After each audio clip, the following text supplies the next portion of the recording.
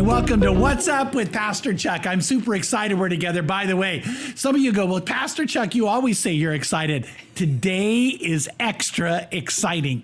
Today's extra exciting. We're talking about leadership. By the way, following our leadership talk for a few weeks, we're going to go into the whole idea of relationships. So all you single people, you're going to love it. Married people, you're going to love it. But here's the thing I want to tell you is that we're talking leadership because it's so vital and so important for you to understand how God has called you to be a person of influence and make an impact. And there's certain things that can make you better at that. So when we talked about doing this, get ready. The team I have an awesome team. They said to me, you've got to talk about women in leadership. And I'm like, okay, all right, Lauren's shaking her head. She wanted that bad. Tracy wanted that. Marlon wanted it too. Everybody did. And then they all said to me, you've got to have Talia on to talk about leadership because all of our team said like, she's one of the best leaders we've ever been around. And they admire her so much and they admire her leadership. So the first thing that some of you will say, wait a minute, women in leadership, in the business world, that's not controversial. In the political world, it's not controversial. Well, forget it. For some of you, it is. We're not going to go into that. But are you ready? In the church world, there's a controversy. Now, there's a theological questions that we can answer, and we're not going to go into those today, although I would love to teach with you at some point on what the Bible really says about women leaders, because the Bible unleashes women to be leaders, even in a culture that didn't value women. And all throughout the Bible, we see that. We see Lydia was a leader and helped found the church of Philippi. We see that Philip had 4 daughters who were prophetesses, which means they preached, by the way, and people revered them as leaders in the early church. So we see that. One of my favorite leaders in all the Bible is Deborah. Deborah was a judge in Israel. That meant she was either the leader in Israel or one of the leaders, but in her case, she was the leader for the nation of Israel. And so everybody looked at Deborah as a leader, as a judge. Barak, who was the leader of the army, Deborah called to him and said, I need you to lead us into war. And he said to her this, he said, I won't go without you. I won't go without you. Now, what's interesting is that's how much respect he had for her. Now, I've had people tell me, well, the only reason Deborah was a leader in Israel is because the men wouldn't lead. That's not true. Not true biblically. Barak is listed in the Hall of Fame of Faith. Why? In part, not only was he a great military leader, he was humble enough to look to Deborah as his leader, which made him an even better leader, by the way. So the Bible has women who are unleashed to do leadership. And here at Crossroads, I feel like I have my Deborah to look to, my person, and it is Taleah Murray. And right now you're getting to see Talia, I think. And Talia is an executive pastor here. She is an amazing leader. By the way, not only do I think she's a great leader, the young women in our church look to you and lead. By the way, they talk about you all the time. Oh, really? Yeah. And guys in our church talk about your leadership all the time. So I'm not the only one who sees it, but also another person sees it. And before I let Talia talk, I'm going to brag. I'm going to quote Talia, gloat. All right, I'm going to gloat. We're about to show it to you. Talia is asked to be one of the leaders of other leaders all across the country in churches by a man named Tim Stevens. So she's a part of the Executive Pastor Coaching Network. Notice she's listed number 1. This is an order of priority of who's the best leader. She's listed as number 1. The guy at the bottom's Tim Stevens, and I know most of you don't know him, but in the church world, Tim Stevens was considered one of the top leaders in this country right now by all of us in churches, and he's kind of the Bill Parcell of executive pastors and leaders. For all of you who know football, so he is the Bill Belichick of football of pastors, and he tapped Talia as one of the leaders he wants people to hear from and learn from. So not only do I believe you're a great leader, and Tim believes you're a great leader, and our staff believes you're a great leader, you're someone who has led really, really, really well. And God has called you to leadership. So welcome, Talia. Aw, thank you so much for having me. It's so much fun. All those great words. I hope I can live up to all of those things.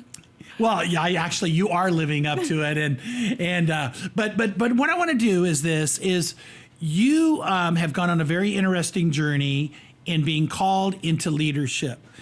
So I'd love for you to tell at least some of that journey and what happened. Okay, so I started out, I got my degree in college in English, and then thought I was going to be a teacher, and then realized I didn't really want to be a teacher. And so I went right into the mortgage industry, actually, the subprime mortgage industry in 2005, which is the reason our economy fell, in 2007. Yeah. So I was part of that. But I went into the mortgage industry and was a sales rep, an account executive, because of who I knew. I knew the leader of the company. And so I was put into this position, and I remember hearing from all the people that were there saying, the only reason why you got this, because I was 22, had no experience. The reason why you got this role is just because of who you know. And so I wasn't really well liked. And that was really motivating for me to be the best. I was going to just prove them all wrong.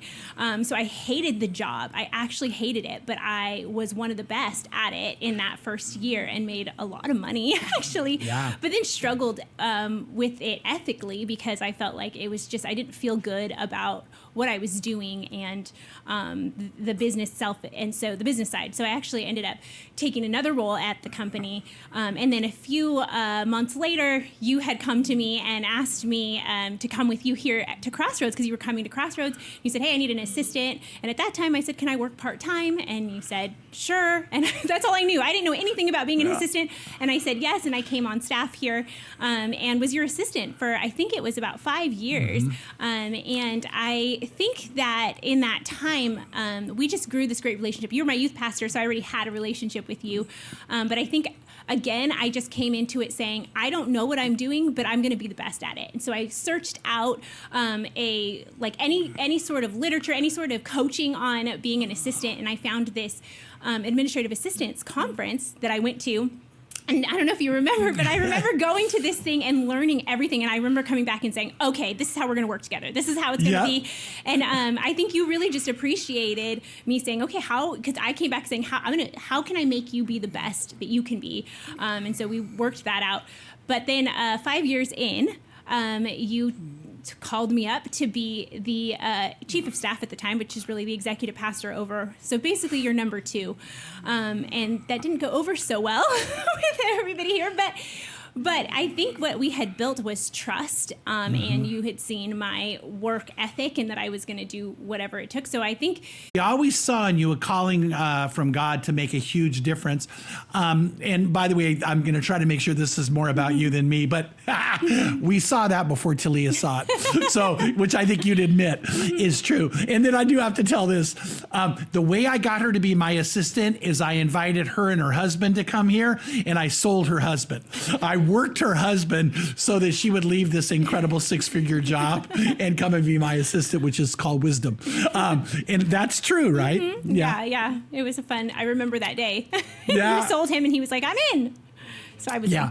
But here's the thing, that one of my friends, Jim Bertolini, who's one of the top leaders I know, who mentored me in leadership, he saw in you the same thing. He saw how incredible a leader you were.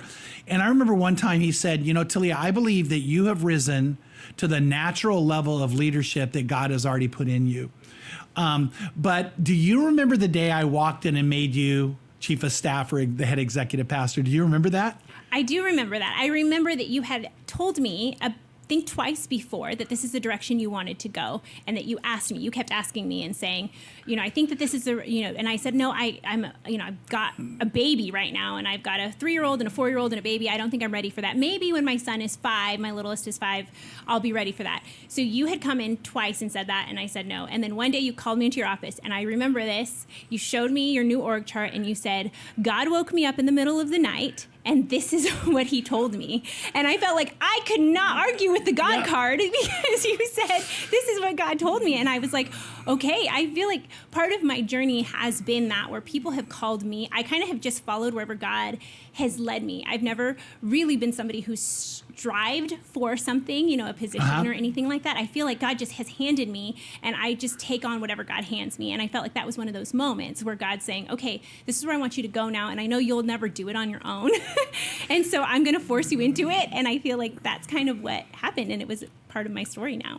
Yeah, it's a huge part of your story and your testimony. And so when I first came to Crossroads, we're not going to go into this, but the church was about to close its doors. We were in the crisis, one of the worst crises a church could possibly be in. And Pam said to me, if you're going to go into this, you got to have Talia by your side. And so Pam said, let's reach out to her and try to get her to come. And I believe probably you don't realize even today how significant it was and important it was that you came here. And then that day I brought you in the office, we were entering into another crisis. So when I moved you into that role, it was in a time of crisis, right? So what was it like as a young leader taking on a role God was calling you to, because he was, but it was very hard. You said not everyone liked it, but it wasn't really you. It was the challenge we were in. It was the crisis we were in. Yeah, it was really challenging because it was an unlikely move. So you don't usually move your assistant into a role of leadership like that. That's just not likely. But it was obviously the Lord. And I think you had seen a gifting in me that I really complimented the things that maybe you weren't good at. And you saw that in me and you said, I need you in this role. And so, but other people couldn't see that. And so I think it was an unlikely move from my position. It was also an unlikely move from my experience level. Like I was 30 years old at the time. I was young, I was a woman. There's not a lot of women who were moved up into executive pastors at that time. You were just, somebody who saw ahead. You were very progressive in that. So I think that there was a lot of tension around that because you put me in charge of people who had more experience than me, who had a lot more clout or influence with people than I did. People trusted them more, and so that just was very hard to rise up in that spot. And looking back now, I don't know that I didn't know what I didn't know in that time, and I think I just trusted the Lord and I trusted you, saying, okay, if you called me to this, I'm going to figure it out and we'll do our best. And so I didn't really understand what all that meant. I just knew I needed to do the right thing, and whatever God called me to do, I was going to do it. And I felt so empowered by you because I feel like you just kind of said, I believe in you. You can do it. I'm going to give you the power to do the things you need to do. And so I had what I needed to get the job done. And it was a really hard and challenging time because when the people around you don't see that, you kind of at that point, you're just kind of relying on the Lord and, building your trust and building influence with the people around you as you go, as things are falling apart too. So that was an interesting time. Yeah, the things were getting ready to really fall apart. Why am I laughing? What I would say, this might be a tougher question to answer than it seems. There were a couple of things I saw in you that made you a great leader in that crisis. One that this church needed. You really were my Deborah at that point, or you were for this church. What do you think those two things were that are so vital to leadership that you had, even if without experience, that made such a difference? I think I know what they are. Oh, shoot. You're asking me to read your mind. Yeah, which I do that to her all the time. You do that all the time. Okay, so I would say there might be different than what you said, but I think the trust level between us, I feel like I had built trust with you where you knew I had your best interest at heart and the church's best interest at heart. So I think there was a trust level there where we could trust each other to lead together. And then I think the other thing, and this is just something that I think is part of me, is integrity. Yes. There's just something in me that says whatever God is telling me to do, I will do. And whatever the right thing is, no matter how hard, I cannot not do it. Like, I don't ever want to be that person that compromises. So no matter how hard it was, I would sit there with the Lord and say, Lord, if this is the right thing, I'm going to do it. And I remember some hard moments like that. I remember anxiety and feeling like a panic attack coming on, thinking of the hard decisions I was going to have to make, but knowing it was the right one. So I would always ask myself, what's best for the church? What is best for the church? At the end of the day, am I doing this because this is what's best for the church, or this is because it's what's best for me? And so I would say those are probably the two things. You are really, for sure, integrity. Okay, well, trust is huge too. So there's not a wrong answer. But you had such integrity. And I knew it was always going to be you would do the right thing no matter what. and you would always put the church first, which is part of your integrity. I think every great leader's got to have integrity. By the way, I want to say that's why I think we're in a crisis in leadership in this country, is because so many people have shown a lack of integrity. You can literally hear them say one thing, and an hour later they're doing something different. You would never be that way, and I saw that in you. And I did trust you, but I trusted you to have this thing called courage, because you have courage, right? Yeah, I think I would put that probably with the integrity thing, because if you're going to do the right thing, like, you have to have the courage to do it, because it's not always, never really is it the easy thing, so I think that's probably why I didn't mention that. But you're right, I think it was courage. I guess I just don't see myself as courageous. I just see myself as somebody with integrity, and if it takes courage to make the right choice, then I'll do that.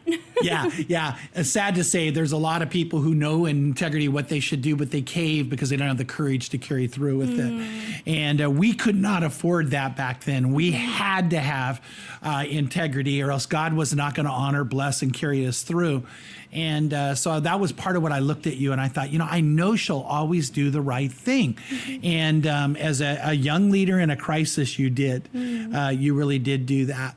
And then your leadership has grown because you are tenacious to learn, right? Just like you wanted to be the best assistant you could be.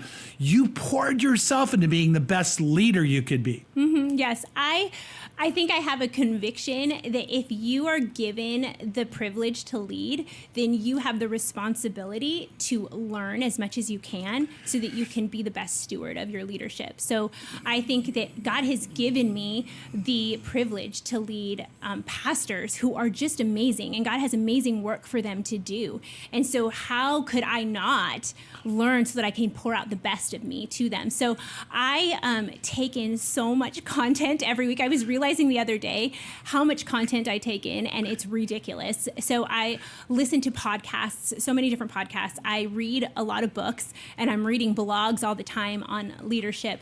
And I just love learning. I love learning, but I feel like it's a stewardship issue. Like I want to learn so that I have something to pour out.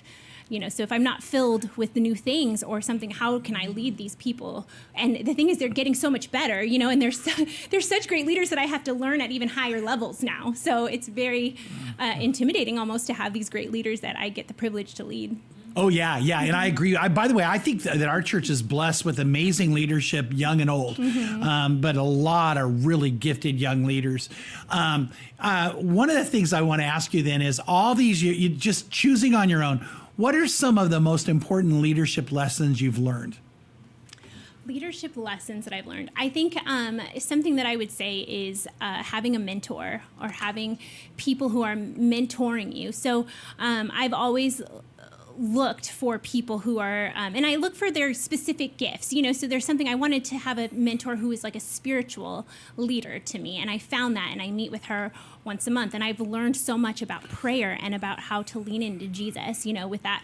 I had found another mentor who was kind of in my same position, but at a different church, and I would meet with her and just kind of say, okay, somebody who's disconnected, help me think through these things, so mentor. And then along with that, I think counseling, like having a counselor, because I haven't been somebody who's like consistently gone to counseling, but when there's been hard times, I want to make sure that I deal with those things in a healthy way. And again, it's a stewardship thing because I'm responsible for these other leaders. They deserve my best. And so I need to be at my best. I need to be healthy mentally and emotionally.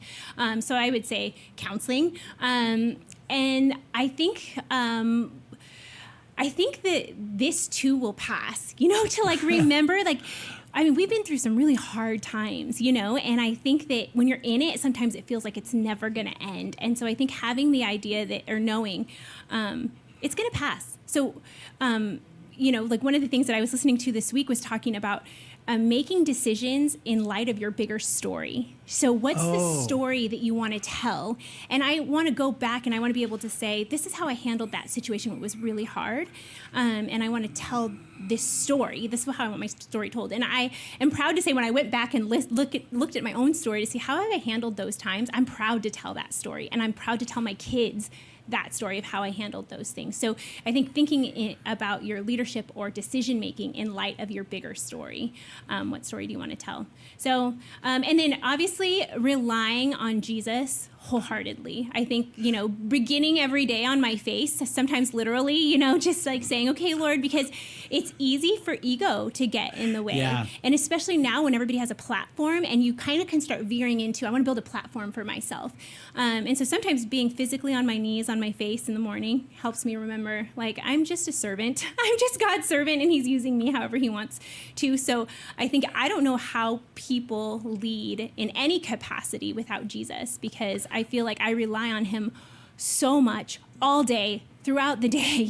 There's so many times when everything's bigger than me and I have to say, okay, Lord, what is it that I need from you? Give me wisdom right now in this moment. So, I think those are some leadership tips. Those are really good leadership tips. And by the way, if anyone doesn't know you, which of course I do know you very well, your relationship with the Lord is so real that sometimes you argue with the Lord. I do. We have some really fun conversations. We do a lot of wrestling conversations when I'm not happy or if I have an opinion about something. I remember one time telling the Lord that, but Paul, I know Paul was in chains and I know Paul, but did Paul have 3 kids who didn't sleep through the night? And, and I think that sometimes God is like, oh, Talia, you have no clue. Yeah. And your walk with the Lord is so genuine and so real and a part of your integrity, but it's, I think, so vibrant would be another word I would use, as knowing you. And so I love the fact that you went to the spiritual on both sides of your answer, having a spiritual mentor who helps you grow closer to God, and then having that real walk with the Lord is so real. And so that's always something I could trust about you. I could always trust that you would pray. I could always trust you would hear from God. There have been a few times we butted heads. A few.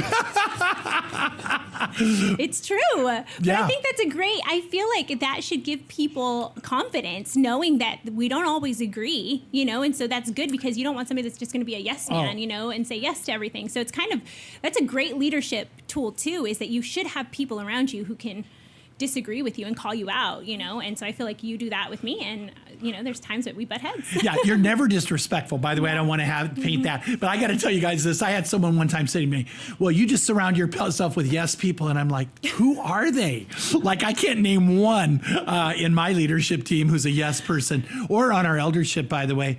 But here's the thing I was going to is that's one thing I know is, like, even when we butted heads at times, and it's always been respectful, that you go away and pray, and there's been times you've come back more convicted. Hey, you need to hear me again. There's been just as many times you've come back saying, no, the Lord's, I think, showed you're right. Mm-hmm. But that makes it better. It makes it better. We don't get stubborn. Mm-hmm. We really, and by the way, when you do disagree, I do go pray about it. Mm-hmm. I think I hear you. Mm-hmm. So those are some things. What are some challenges you faced, first as a young leader, but especially as a woman in leadership? So I think at the beginning, the challenge was the perception. So being a young leader and being your number 2 and being called up in a really unlikely way, there was a lot of perception that I had to overcome. And anytime we'd go to, if we went to a conference or we went anywhere, and walking into a room and saying, this is my executive pastor, or whatever the case is, I felt like I had to overcompensate. And I don't know if that's just wisdom or what, but being a young woman in this role, I had to think like 10 times about what I was going to wear so that I presented myself better and that nobody had the perception of anything other than, this is a business relationship and this is a relationship that we're in the church. And kind of feeling like you have to prove that you belong in that position. I don't know that men would feel like, even if they were young, that they had to prove that they could be in that position. So I think there was that piece of perception, like, could I really do this? Why did you choose me really? And so I think that was a part of the challenge. But one of the things that I really, really appreciate appreciate about this place and about you is that you have always allowed women to rise to their gifting. Like, you see women as the, imago Dei, we're in the image of God, and we're not complete in the church if we don't have both men and women leading. And so I feel like I have actually really skipped out on a lot of the challenges that most women face in churches because I've never felt stifled. And so I don't know that I've heard from people that I lead or people that are friends of mine, that they have been stifled or held down in churches because they're not allowed to speak or use their gifts because they're women. And so I have not faced any of those challenges here at Crossroads because I've always been unleashed and almost pushed, when I didn't want to be pushed into those places of speaking or giving a seat at the table or, asking for my input. So it's actually been, I have a unique story. I realize that. I think and I don't take it for granted, but I understand that here we are so blessed to have you kind of champion, women and saying, go for it. If God has gifted you in that, go for it. So, yeah. Yeah, and I believe that I'm going to quote you. Mm-hmm. I'm going to quote you. Something you said one time, and I went, oh my goodness, that's like from the Holy Spirit. That's so true. You said it would be a sin to hold someone back from using their spiritual gift. Mm-hmm. And I thought, that is so true. If God's given the spiritual gift, it would be a sin. And by the way, one of the things I admire about you is you're theologically right on. You're studying scripture and learning there. But when I heard that, I was like, so true. I believe with all my heart you have the spiritual gift of leadership. Mm-hmm. Pam and I together saw that in you. We have wanted to help foster that in you. By the way, there's some of the others in the room. I see your spiritual gifting, and I want that for you guys. So, but I feel like that's a part of what the church should do is find people's gift and fan the flames, and cheer them on, and equip, empower, and energize. And I look at you today. You've gone.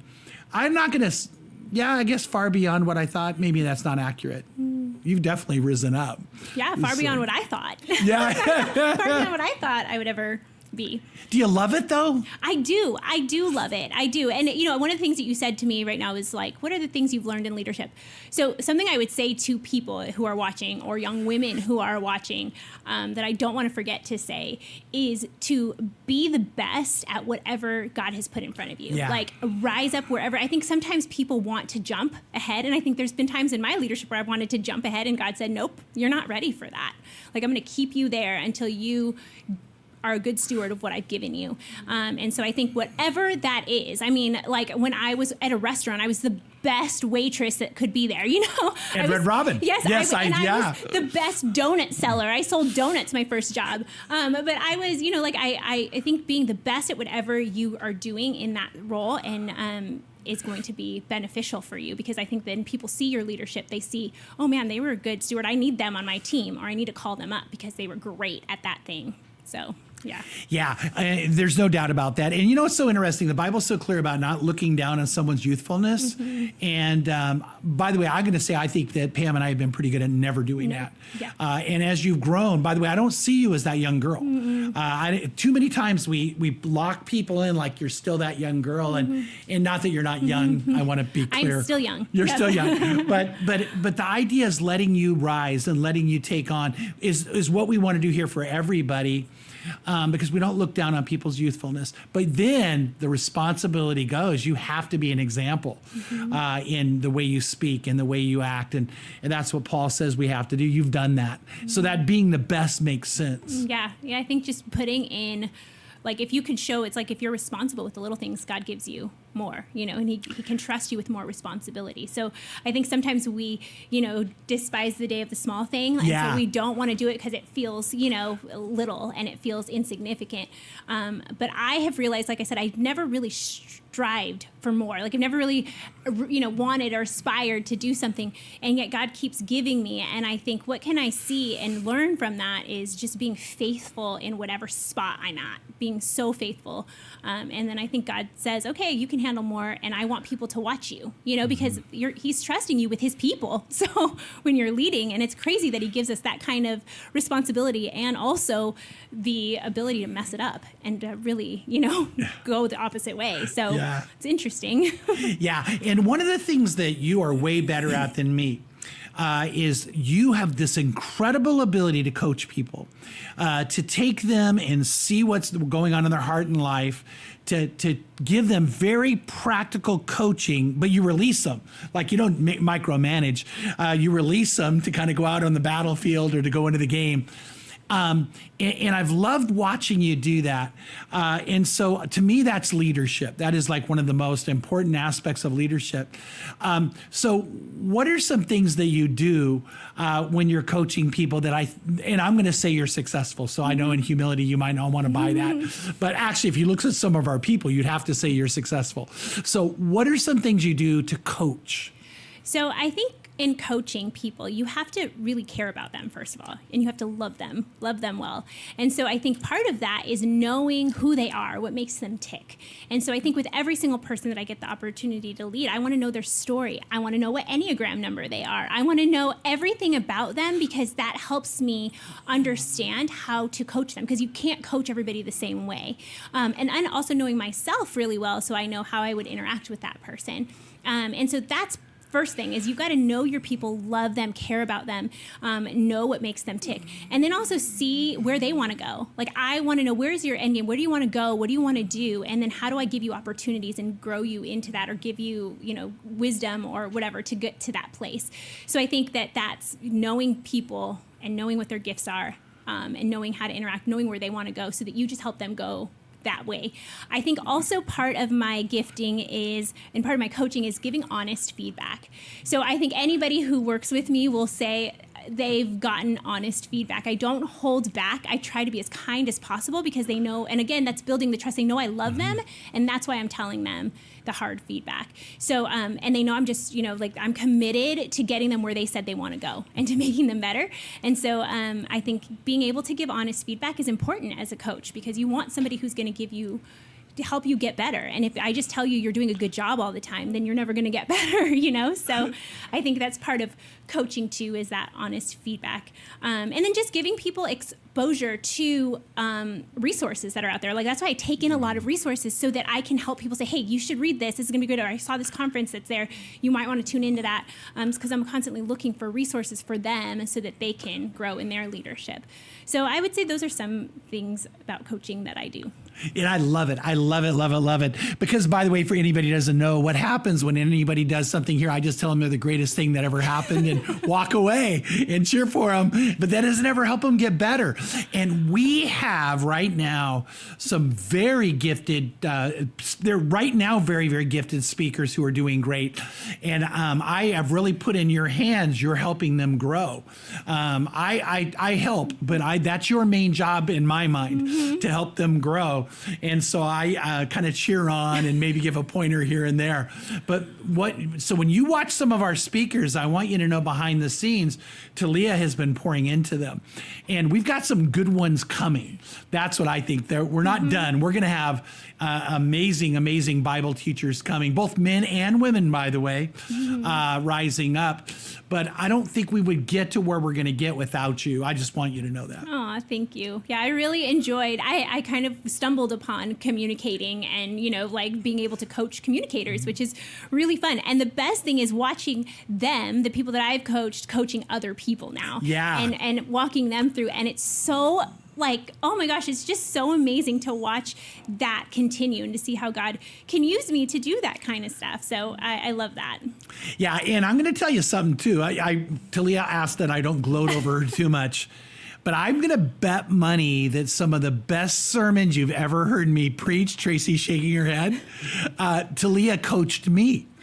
And I'm not above learning, right? No, you've always given, that's what I think is so brilliant about you, is that you will give people opportunities and saying, hey, I don't know if people know that you allow your sermons to be torn apart every week so that you deliver the best, because you love your people. And so you're willing to say, hey, I want to make sure I deliver the best. So I think it's a great, it speaks to your character that you're willing to do that. So I think it's a great leadership quality. Well, thank you. Yes. Thank you. But I am not kidding that I think of people go, oh, that's a great one, I would say, well, Talia said this, Talia said this, and she doesn't ever want credit for it, like ever. Like, there's been a couple times I've given her credit, and that's when I'll hear from her. Like, no, you don't have to say my name. Well, you'll just say that distracts everybody. We don't want to distract people, and because and by the way, me too. The goal when we walk in with the Word of God and bringing the Word of God, there's such a holy responsibility that we all want to make sure it's like what God would want us to say. So one of the things I value for me is getting to bring that message to you guys. And it's not just Talia, it's Tracy and some others. And we sit together and I share it and we ask, is this what God wants? And we as a team begin to go, and the Bible talks about how there's wisdom found in a multitude of counselors. And you do that with our other young guys and young women too, so that they can understand, hey, this isn't my message, this is God's message, right? Yeah.